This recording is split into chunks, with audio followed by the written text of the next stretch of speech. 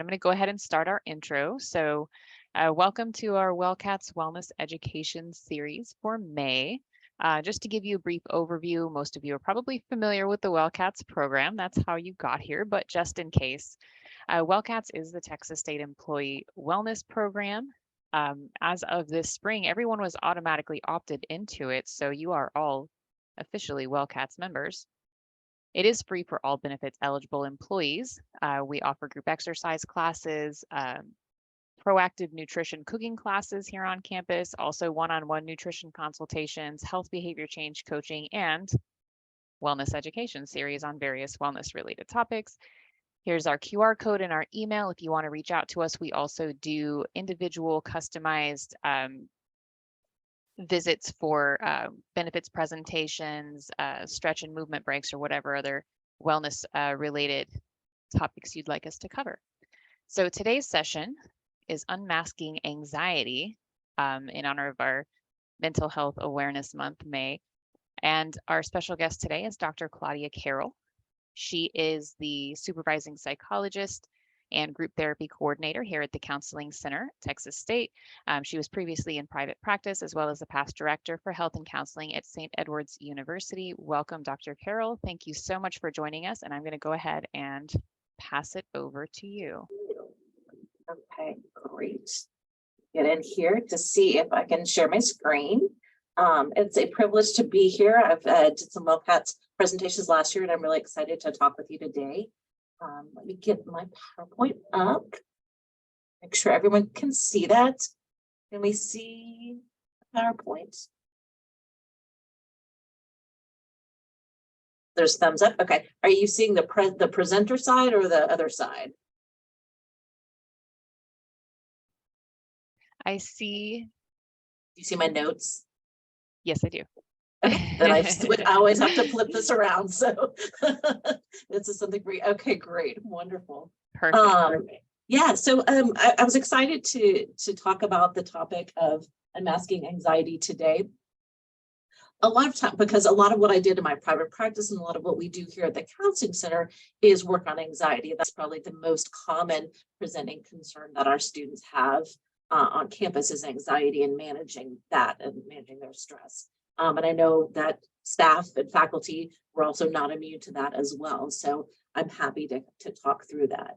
The part that I want to focus on today, so I was talking with Jess, the request was to talk a little bit about anxiety in relation to kind of what the body and the brain do, like how it manifests with anxiety, what happens in your body, happens in your brain. And so I have some pieces talking about that, as well as differentiating for ourselves what's different between anxiety and stress and anxiety and fear, and then talking about what things kind of contribute to our anxiety.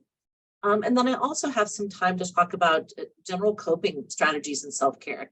I want to spend a good amount of time on that, just so you come away from this with just a lot of techniques. If you are struggling with anxiety or stress, then you can address that yourself. So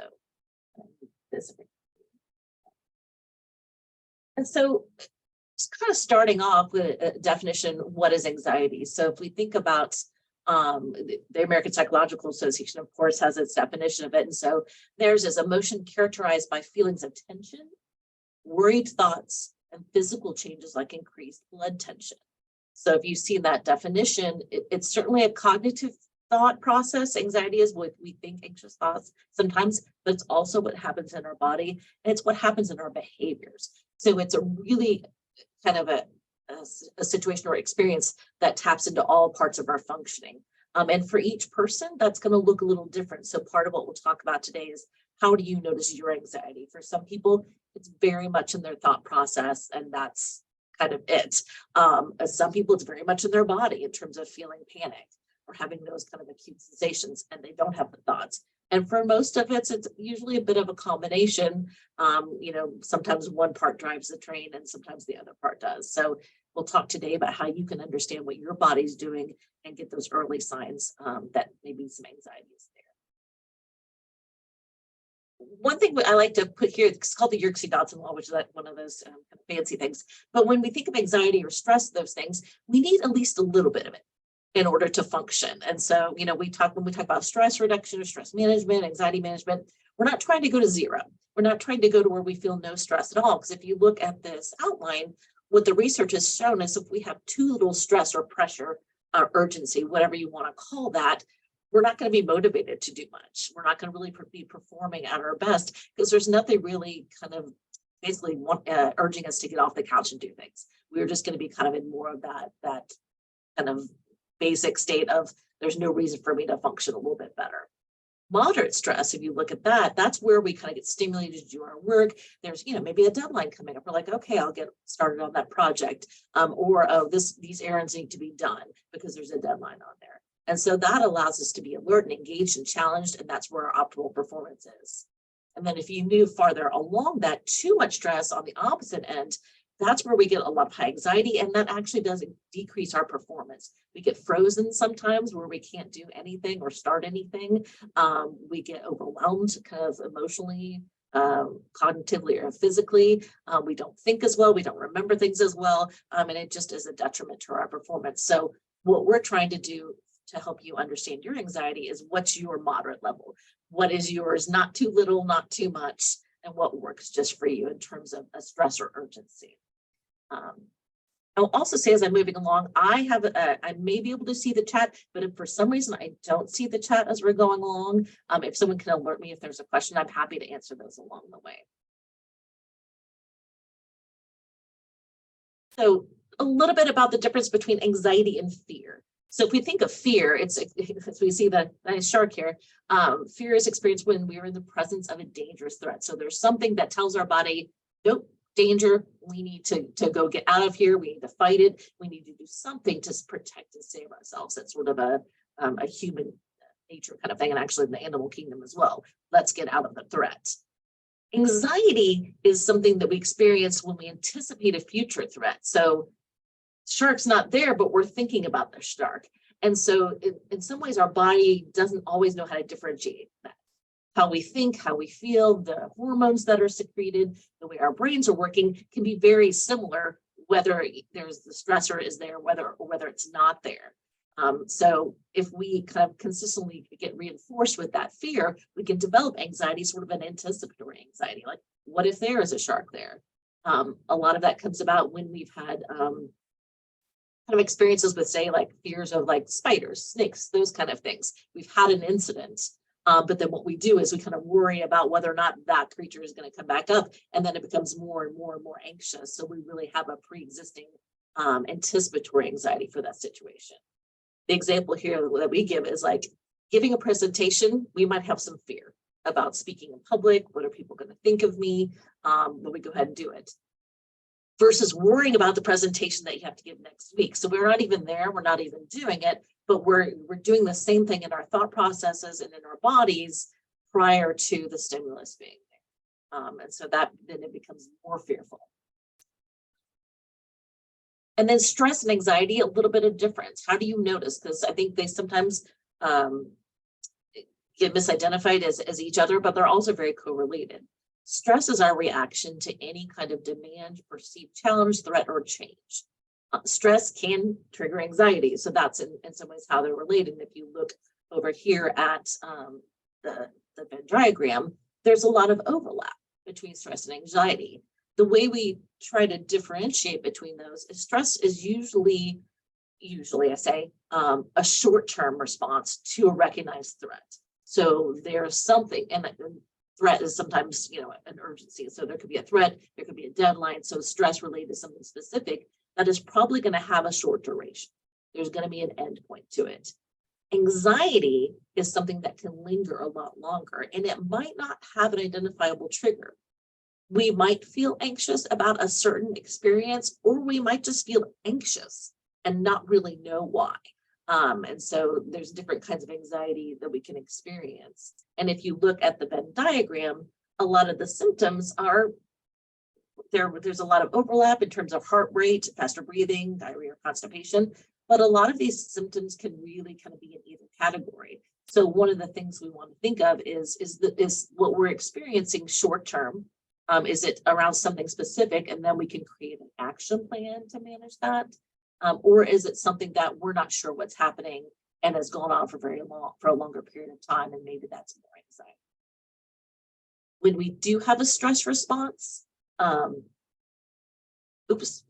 backwards. We get what's called fight, flight, or freeze. It's a survival system. Again, when there's a threat, when there's something that's coming at us, our body does things to get ourselves prepared for that. So one thing it does is it releases cortisol hormone and adrenaline to keep us aware and alert and enhance our ability to keep ourselves safe. So we're ready. All of our body systems are ready to respond, to run, to fight, to freeze, to do whatever is needed to deal with that stressor. When those hormones are really elevated, it can result in panic attacks.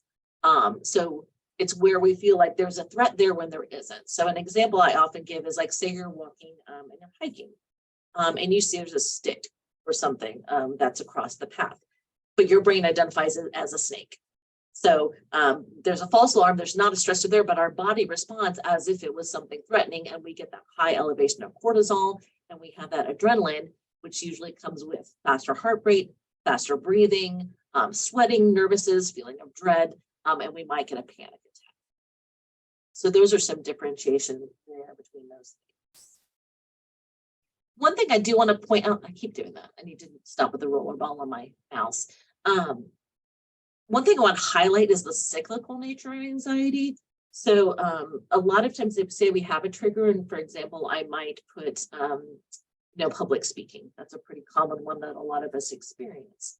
So the trigger is, I've got a presentation coming up. I'm going to be speaking in public. I'm feeling anxious. What the tendency of us as humans to do often is to avoid. Like, I don't want to think about it. I don't want to prepare for it. I don't want to look at it because it makes me anxious. But the more we avoid something, the greater the behind the scenes anxiety becomes. So it's not like we're not thinking about that presentation next week. It's just kind of running in the background and creating more anxiety. So the more we avoid that situation, the bigger and badder it becomes. And so with the avoidance, the reason why we do it as humans is because it provides some temporary relief. If I don't have to see the thing that's making me anxious, I feel slightly better. I'll put it on my to-do list for next week. It's on the next page of my planner. I don't have to see it. I feel slightly better. But what happens is when I come back to it, there was a research of anxiety, often at a larger level than what it was at the beginning, because we've avoided it and time has elapsed. We have less time to deal with it. Our thoughts have maybe compounded on that anxiety. And the more we do this in that cycle is a long-term reinforcement of anxiety. So we have a pattern of doing this. So we have a pattern maybe of avoiding preparing for a presentation or avoiding writing. So writing those end of the year reports. And we do this cyclically each year. Every time those reports come back around, we're going to automatically start to feel anxious and engage in the cycle. So a big piece of what helps with anxiety when I'm talking to my students is we've got to try to intervene in the cycle. And it's usually between the trigger and avoidance. That's the most effective intervention. Let's figure out how to approach the thing that you're anxious about and manage your symptoms so you don't become overwhelmed, but you don't avoid. So those are some of the things we work on. What does it look like? So for each person, it's different, but there can be some psychological symptoms of anxiety. Those feeling nervous, irritable, self-doubt, talking to yourselves negatively. In the psychology profession, we talk a lot about distorted thinking. So things like taking everything personally. So if we're interacting with someone and they say something, it feels very personal about us and we become anxious or upset. Or the catastrophizing is the one I find most common, where we start to engage in what if thoughts. What if I fail at this thing?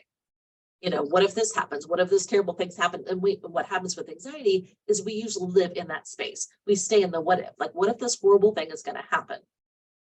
And that creates the anxiety, but we don't usually go around answering that. Okay, so what if that happens? What would I do to create an action plan so we can start to trust ourselves to deal with whatever that stressful situation was? So if you in your own self kind of listen to your thoughts and it starts to be like, everyone's mad at me or no one likes me, maybe we're personalizing, or everything is bad, everything is going to not go well, that might be an overgeneralizing, or the what ifs. What if a terrible thing happens? You might be engaging in that kind of distorted thinking. In addition to psychologically, physiologically, we can have an increased heartbeat. we can get really tense, we can start to sweat, we can get nauseous, all of these things can happen. And then what you'll notice behaviorally is maybe it's hard to make those decisions. It's hard to kind of organize your thoughts. It's hard to remember things. You might feel restless. You might feel kind of alone or isolated, or you might isolate yourself as part of that avoidance. So, every human, as we're going through this, has a different kind of configuration of symptoms. And so for you, maybe thinking about like how, when I'm anxious, or maybe when my partner or my child or someone is anxious, what's the thing that goes on for that? Is it more often showing up in your thought patterns? Like I'm thinking about a bunch of stuff, it's running around, I've got this distorted, anxious thinking, and then I start to feel the tension, or then I start to avoid. Or does it start with the body? Do I start to feel really tense, maybe have a heart rate racing, and then notice that, and then start to add my thoughts to that? Well, why am I feeling this way? There must be something bad happening. So they're usually interrelated, but for most of us, we kind of have patterns that are very unique to us. Another piece of what anxiety looks like. So this is a little bit more about the body. So when we have high anxiety, when we have that stress response, we're engaging our sympathetic nervous system. So if you look at the two pieces here, the blue is the parasympathetic nervous system. That's the thing that kind of calms us down. So it's kind of moving things into focus and into containment and slowing things down. When we feel a threat or we feel anxious, we're going to be engaging the opposite, the sympathetic nervous system. So that means our heart rate increases, our airways dilates, we might sweat, our digestive system stops working, because basically what the body is doing is it's trying to take all of its resources and put it together so that we're prepared to respond to that. So the body is ready to engage in a fight, to flee the scene, to freeze, to fawn, to do any of those things. This is what evolutionarily speaking has helped us stay alive when there has been a bear or there has been something else, that is literally a threat. This is what keeps us safe and alive. It's very much in what's called our primitive brain, which is just the brain that's like the basic bodily functions. It is hardwired into us to try to protect ourselves and save ourselves. And it's activated when we're presented with a threat. But what happens with anxiety is it's activation of this system when there really isn't a threat. So we're not out there facing a predator. We're not out there in a life or death situation, but we're engaging in sort of daily situations or daily stressors in the same way as perceiving them as threats. And therefore our body goes into this system. And that's where things like the cortisol and the adrenaline are released, which have an impact on our overall health, impact on our memory, impact on our emotional functioning. The brain. So the key players in the brain, if we think of it, so there used to be in a lot of literature thoughts about there was like one place that anxiety lived, that it was the amygdala. Like that was the place. So if that was kind of firing off in certain ways, that's where your anxiety was going to be. But over time, as we looked more at the brain, it's we think about it, it's a very relational and interconnected organ. Parts of the brain continually talk to each other. They continually negotiate a human experience. And so it's not one place, but it's several places that kind of interact that can either help or hinder with anxiety. So the amygdala is kind of right in the center of the brain. It's like it's dug down right in there in the brain. And it's a small little place that is, it senses threats, and then we'll add hormones and secrete hormones to improve response to the threats. And so that's the cortisol and adrenaline. And so it's basically the piece of the brain that mitigates what's the information coming in. So here's the threat, here's the sensing of the threat or the stimulus, and the interpretation and the making of meaning about it. So it's the part that negotiates that. And so when we have an overactive amygdala, it's often associated with anxiety because it's firing off at a lot of different things. So it's taking the sensory information, whether it's external senses or internal senses, the body sensations, and it's helping make meaning of that as like, oh, this is terrible, this is a threat, and it's getting the body ready to activate, ready to respond. Our emotional memories are stored in our amygdala. So that those emotional feelings that come with anxiety, those fear pieces, that's where that lives. Another key player is the anterior cingulate cortex. And so that's another part that will, if amygdala is already kind of firing off and is a fearful state, the ACC will amplify that. It'll be like, oh, there's a threat. I'm coming on in. I'm going to help get the body ready to deal with this threat. And so they kind of work together to amplify some of the anxiety. And then the hippocampus is another part of our body where it encodes the signals from the amygdala and the other areas of the brain, and it creates the memories. So it creates what we remember, how we interpret, how we think about a situation. And so stress can really shrink this part of the brain. And when we're really anxious, if you think about it, sometimes we don't remember things, or we're having trouble recalling things. We're accessing our memories. That could be part of what's happening in that system. We do have other areas of the brain that help alleviate. And so one of those is the prefrontal cortex. And so if we think of the evolution of the brain, there's sort of that primitive function of the brain, or part of the brain, which is at the base, which is like the breathing, heart rate, all the systems working that keeps our body alive. The frontal cortex is the most sophisticated part of our brain. It's where social judgment, where reasoning, where analytical thought is. And that's the part of the brain that can be tapped into for logical responses and reasoning in the face of anxiety. So if it's not turned off by some of the hormonal surges, so if the cortisol and adrenaline levels don't turn it off, which sometimes happens, all of our reasoning goes out the window, we can usually try to engage in some coping skills using the prefrontal cortex to help mitigate anxiety. And then these are just a few of the players. Basically, the whole brain is a system that talks to each other. And so if one part starts firing off, the other parts start responding. And so I always think this is kind of neat how this works.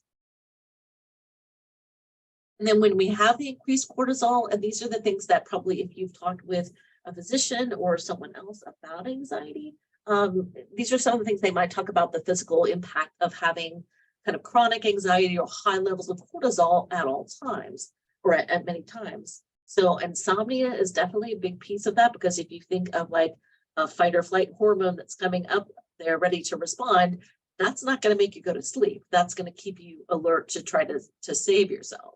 Loss of appetite, again, all your energy is going towards survival. Muscle tension, fatigue, headaches. Long-term higher cortisol levels can lead to increased susceptibility to illness, because our body's not ready to fight off things. It's ready to illnesses. It's ready to fight the threat. GI difficulties, decreased sex drive, high blood pressure, and depression are some of the correlates of an increased cortisol response.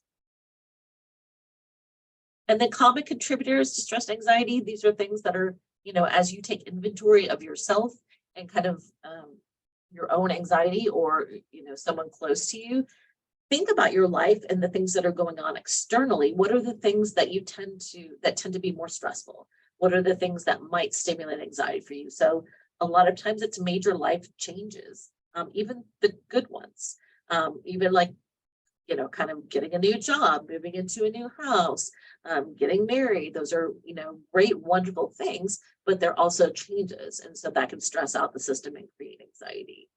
And then any sort of problem-based things at work.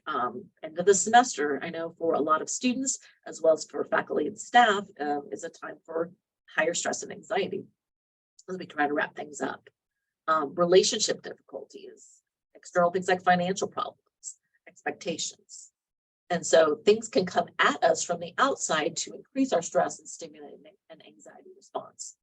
Things can also come internally.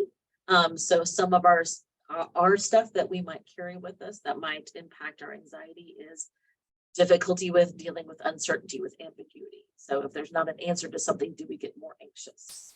Do we have more of a negative outlook on things, like kind of that glass half empty piece? Do we kind of come in and look at ourselves critically and talk to ourselves critically, because that's more likely to stimulate an anxious response? Do we have perfectionism and unrealistic expectations? Are we setting ourselves up to never feel like we're accomplishing what we need to do? And do we struggle with self-esteem, worth, those kind of things? So again, as you get to know yourself And the times that you do feel anxious, think about what are the things that pop that up a level for you? What are the things that increase your stress and anxiety? Is it stuff solely that's coming from the outside, or is it things from the inside? Is it sort of systems that we have in place, expectations of ourselves that may be harming us in the long run? So I'm about to switch to coping skills, and I can't see anyone here because of the screen, but I wanted to see if there were any questions before I moved into some ways of coping, because I wanted to make sure that you had some takeaways.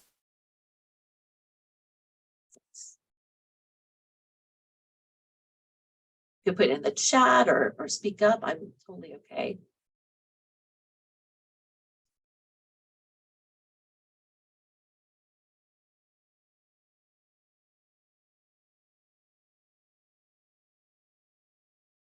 Okay, I'm going to say that there's no questions. I've got the chat up, but if you have anything that's questions, please put that in there. But I did want to spend, since it is a brief period of time that we have together. Oh, there's one in the chat. Yay. Oh, makes sense so far. Thank you. So for coping skills, I wanted to give you a couple different things that you can use to kind of manage anxiety and stress when those come up.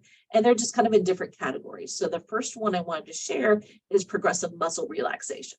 And so what that is a way to release excess tension in your muscles and increase awareness of where your tension is stored in your body. So if you're someone for anxiety, like it shows up in like, I've got like tense shoulders and like a stiff neck, I've got pains in places, my posture's off, there's things that you notice really happening in your body. This might be a good coping skill.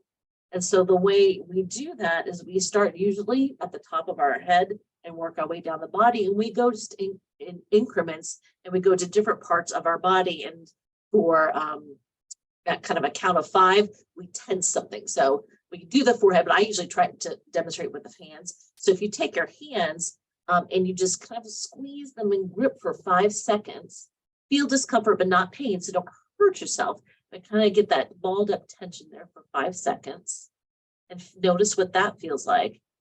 And then relax for 10 seconds. And then pay attention to what feels different.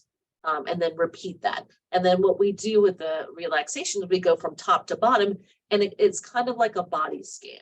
So what you'll do as you start to go through, you will find places in your body that you're holding more tension. So maybe those are places that are kind of on the regular, stretch out more. Maybe you get someone to kind of help massage some kinks out. Maybe those are places to pay attention to prior to actually getting to a really stressed place. Like if you're one who your posture kind of folds in as you're starting to get stressed, maybe that's something you check throughout the day. How am I doing? Let me put my posture back in place and see if that feels better. One of the benefits, some of the benefits for this are it helps identify tension. It focuses on, yes, we're tensing in the beginning, but it helps relax the muscles afterwards. It decreases your blood pressure. It helps to improve your sleep. So this might be something that you could use if you're struggling with some insomnia. Try some of that before bed.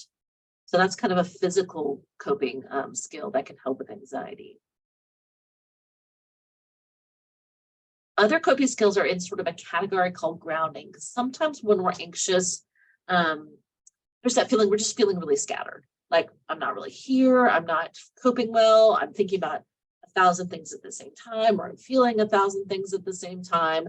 My body is firing off, so I'm feeling panic and anxious, and I'm just not able to kind of center or ground myself.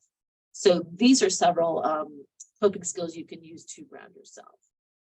So the first one and the easiest one is, do I have that PDF, the last diagram? I don't have the PDF, but what I have is this video is going to be up on there. And so there is a, if you go back, there is a reference to it at the bottom of the chart. So it says where I got that from. So, okay. What I can do is I can send that to Jess, and she can send that information out. So I'll send those references out so she can send it to everyone.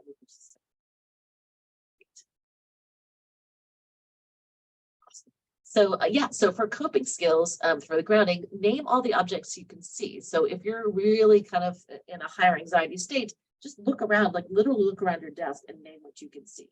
Do you see, like, I can name a stapler, I can see a purple water cup, I can see these things. And what that does is it gets you into the present. And so that's one easy way to like stop the thinking and all the things going on and just get into where you are right now. One thing called 5-4-3-2-1, therapists, we use this a lot, is using the senses and all the senses to kind of help ground you.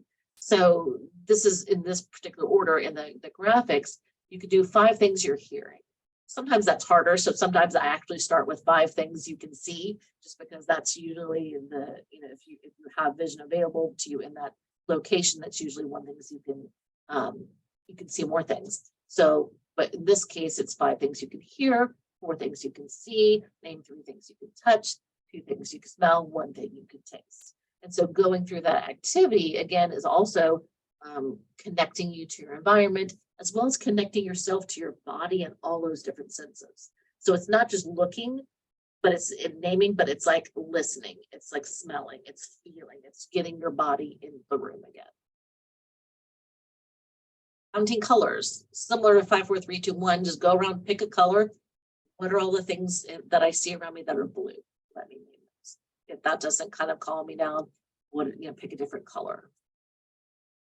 Another thing for like a kinesthetic piece is you can pick up an object and describe it in detail. So like if you pick up like a pen, what's the color, what's the texture, size, weight, all of those things. Again, that gets you grounded in the present. It's using all of your senses to really explore what's in your hands. And sometimes when we struggle with anxiety, where we really are out of touch with our body, so holding something can kind of help. Another thing for more of a cognitive coping is you can spell your full name. And the names of 3 other people backwards. I've tried that. It was really hard. So I was definitely, out of other thoughts and into that space in my head. So I wasn't worrying about things anymore. I was just trying to figure out how to spell my name backwards. Or you can name all of your family members, their ages, one of their favorite activities. And the reason why that's an effective grounding is it's sort of subverting your thought process. So if you're focused over here on something really anxious, like what if this, I'm scared about this, all of these things, you're asking your brain to do a different task, and it can't do both tasks at the same time, these specific tasks. So if you're really trying to spell it backwards, you have to be in that spot and you can't be engaged with the what ifs. And so those are some coping mechanisms for grounding. One of the best ones for when your body is the thing that's most anxious is your breath. So the research has shown that slow breathing really helps decrease your heart rate and your blood pressure, and helps you get more calm. It has great benefits. And so there's a couple of breathing techniques that we like to talk about that you can use. One of those is called square breathing. And what that really is we call it square because you just kind of do the same thing. You would do 4 counts of inhale, 4 counts of hold, 4 counts of exhale, and 4 counts of holding your breath. And so if you sort of chart that out with your finger, it becomes a square. And so you can do that if that works for some people. That's just a nice rhythmic way of kind of getting in touch with your breathing. 4-7-8 is one where we inhale for 4, we hold for 7, and then we exhale slowly for 8 counts.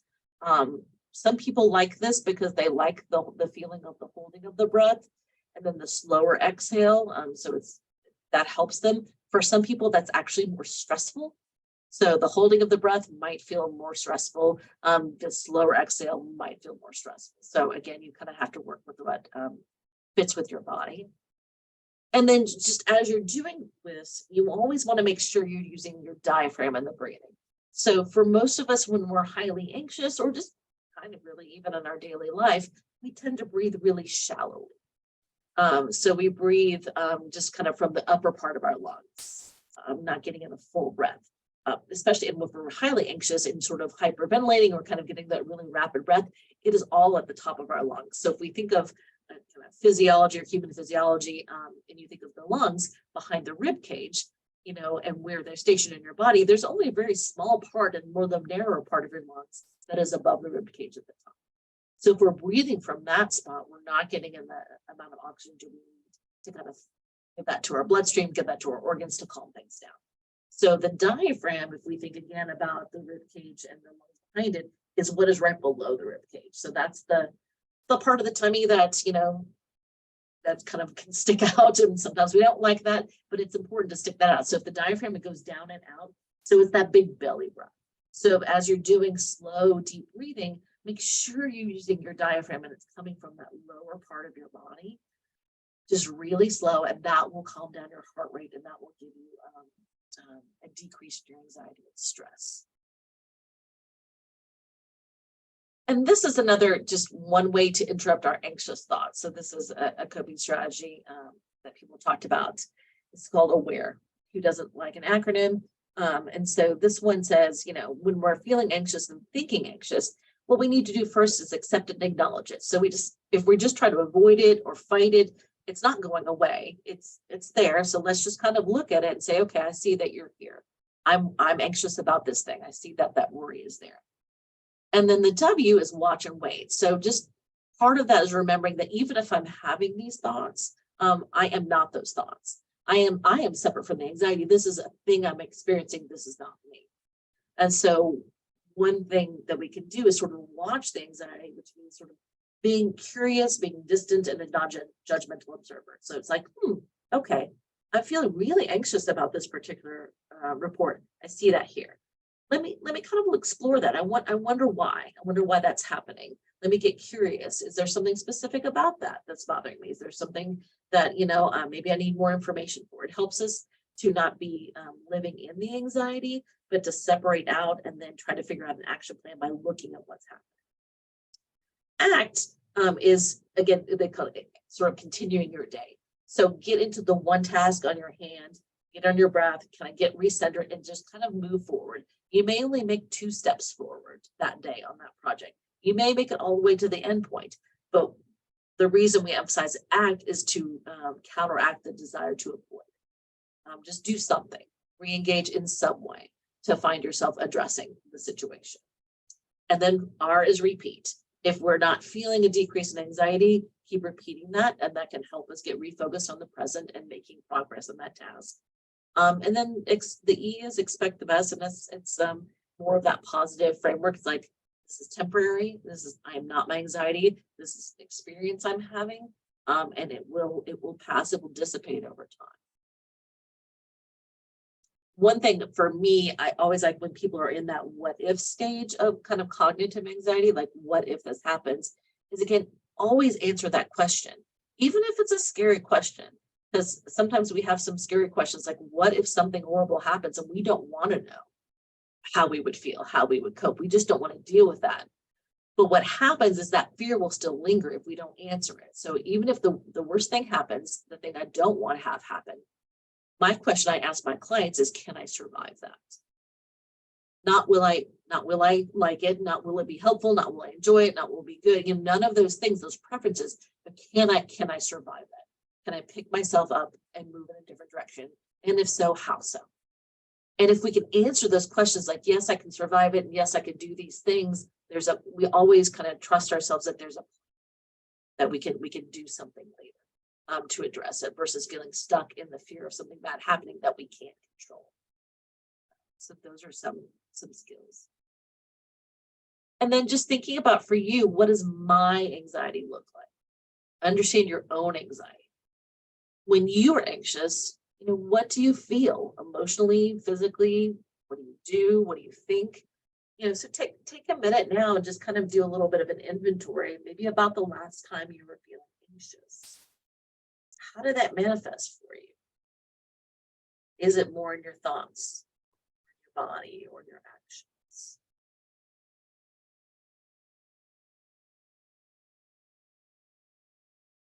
And then, do you see a pattern of that?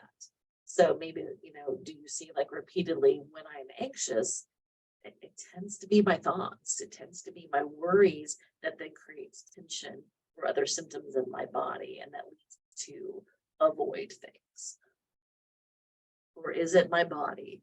Like I'm feeling tension, and that leads to the interpretation of that as being anxious, and that something terrible is happening.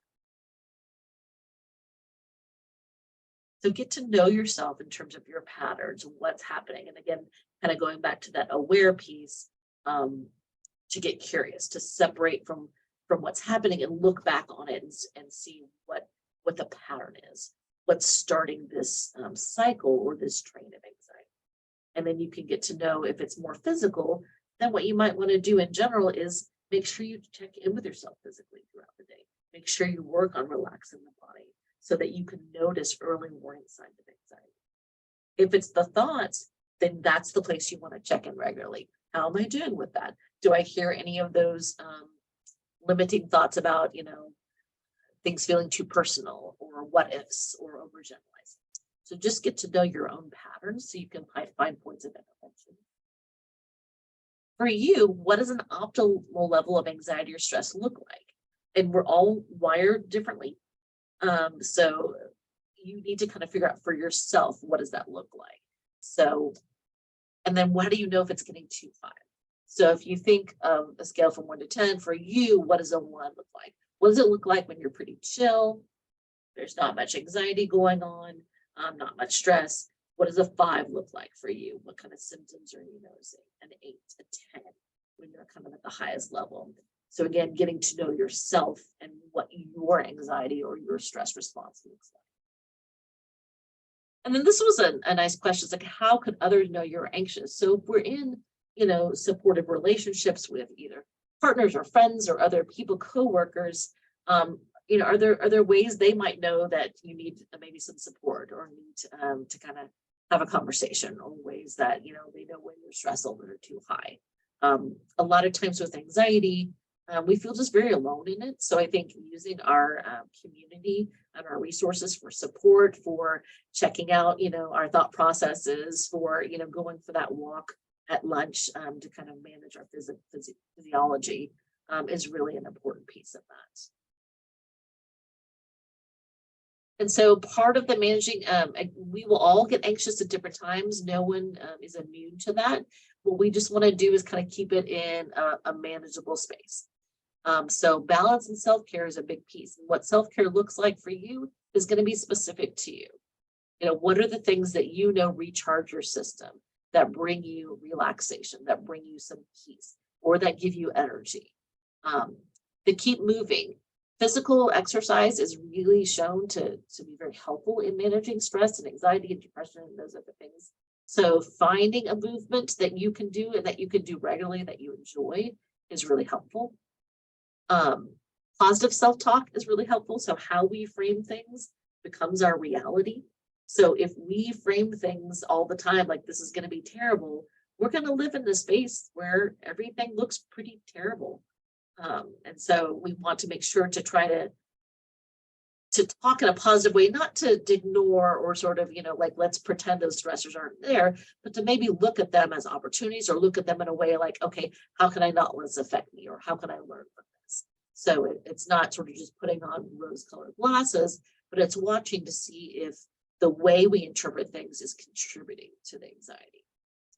Reframing our feedback. So when we're at those performance evaluations at the end of the year, if we get some constructive feedback, is there a way that we can take that as like a growth opportunity instead of, oh my gosh, I'm doing something wrong, and how do I, what's happening there, and getting anxious?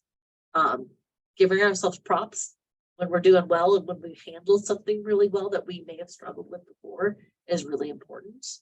And then finding your flow, again, finding what works for you in terms of anxiety and stress, how to manage that, what's the optimal level, how can you make sure you're being productive and focused and present in your day without being overwhelmed.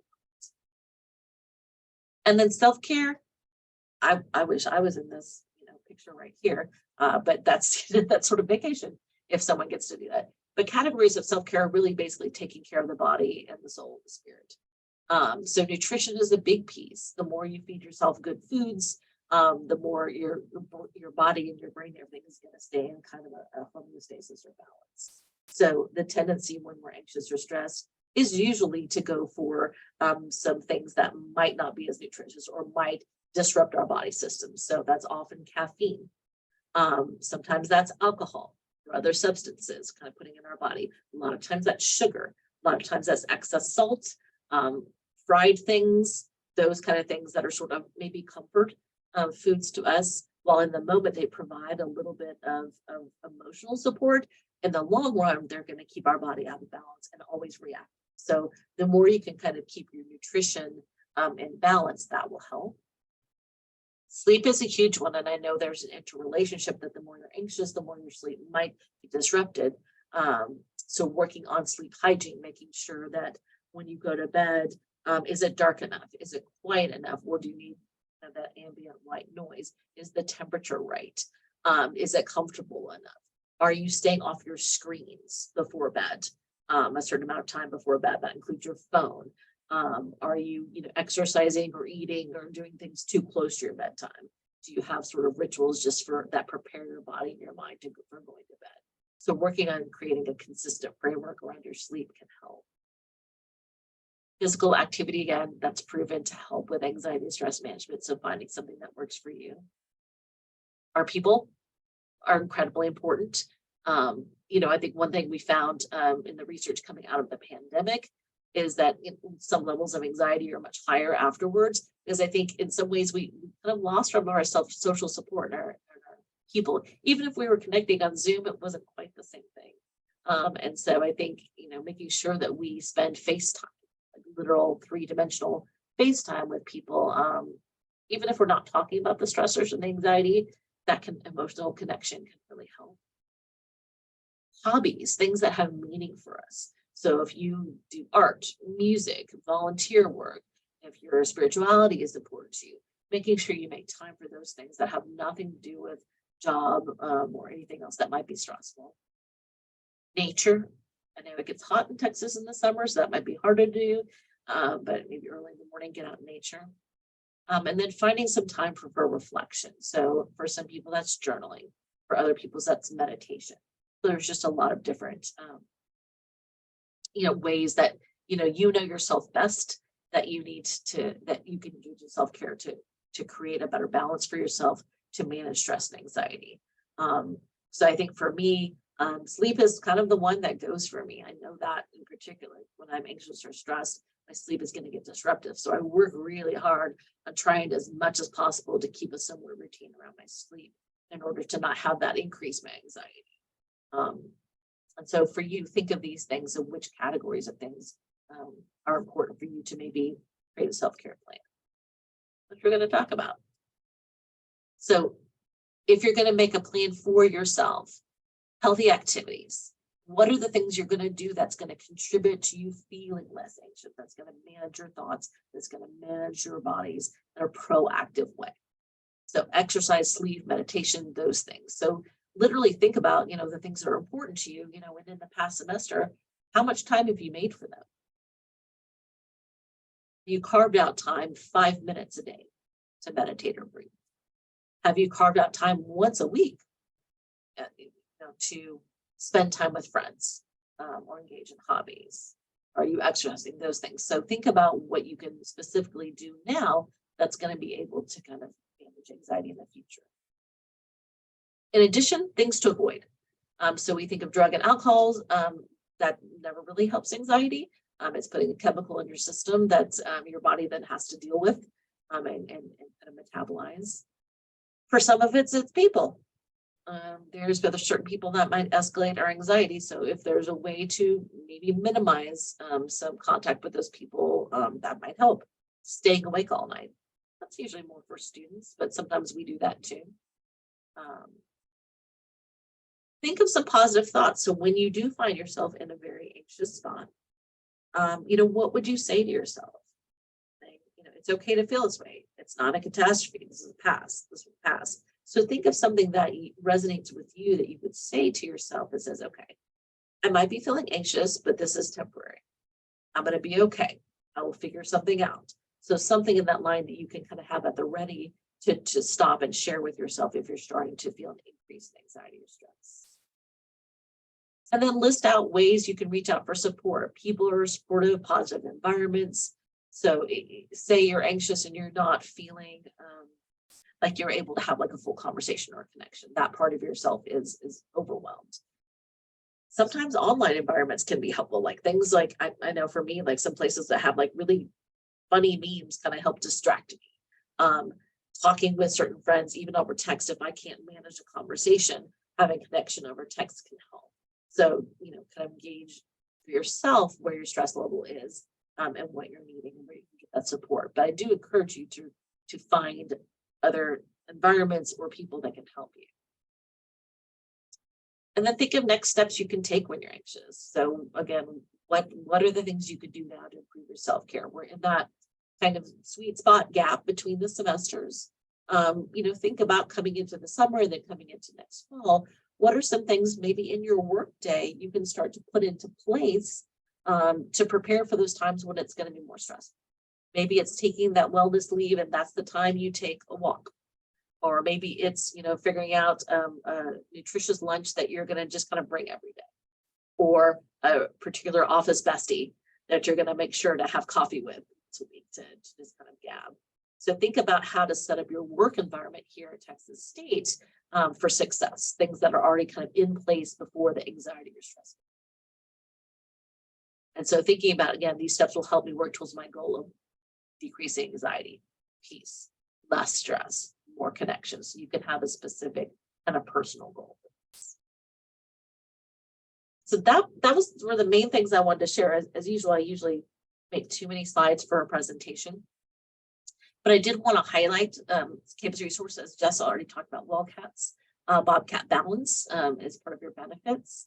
For the Counseling Center, we have some great things on our webpage that you can access at staff. So on our self-help page, we have a lot of mental health videos. We have a video on like square breathing, on stress management, anxiety. We have all of that on there that's available, as well as a program called Therapy Assistance Online. And so that's free for students and faculty and staff. All you have to do is sign up with your Net ID.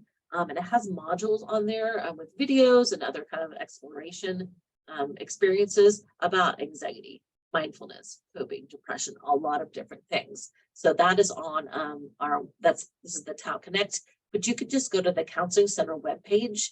And if you go to the outreach and self-help section, all of that is there. So those are resources for you. I think that is, let's stop sharing.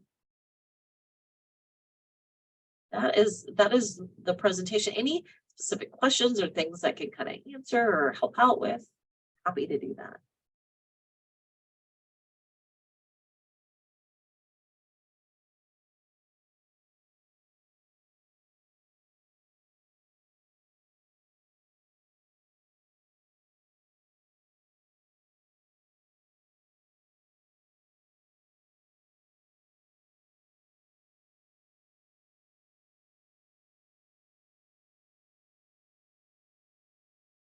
Okay.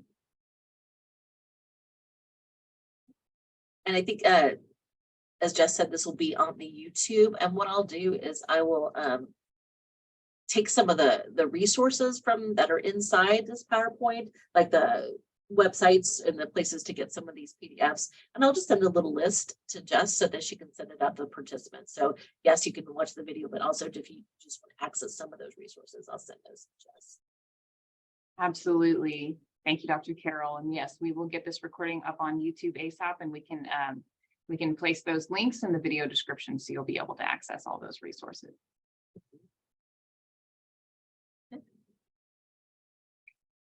Well, if we don't have any questions, then we'll go ahead and close out for the day. Thank you guys so much for attending. Thank you so much, Dr. Carroll, for presenting. It was a wonderful presentation. And I know we had a lot of folks who weren't able to make it today that will appreciate having this available on YouTube. So thank you again, and y'all have a fantastic Thursday. Don't forget, we have our cooking class tomorrow as well for Mental Health Awareness Month.